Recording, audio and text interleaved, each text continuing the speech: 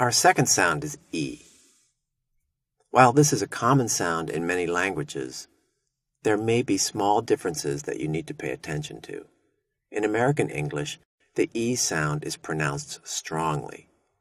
One way to get a strong E sound is to smile when you say it.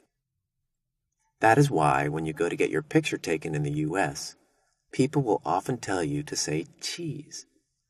Your mouth is mostly closed and you are showing off your teeth. You are smiling.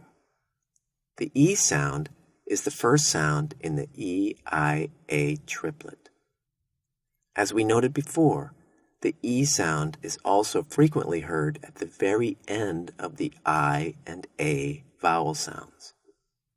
This happens when the sound is either by itself, as in the word I, or when the word ends in the sound, such as in try or day. When the word ends in a consonant, however, like tried or date, there is no E sound heard at the very end of the vowel. That is because the E sound is used to close the mouth when there is no consonant to close the mouth. If you do not hear the E sound at the end of I or day, don't worry about it.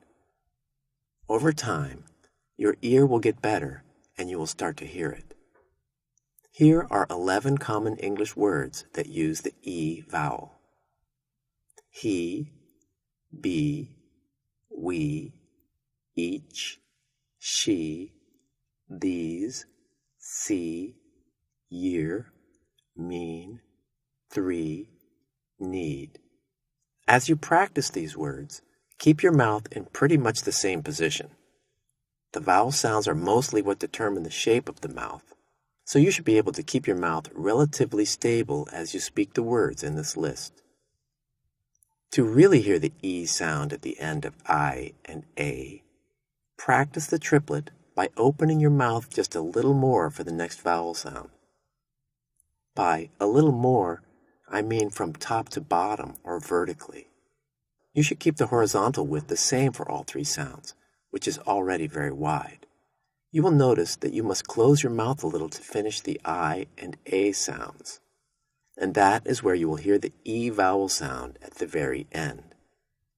Let's do it. E, I, A. Also make sure that you are clearly pronouncing the difference between I and E. I say this because the letter I in many languages represents the E sound, and you may easily fall into a bad habit.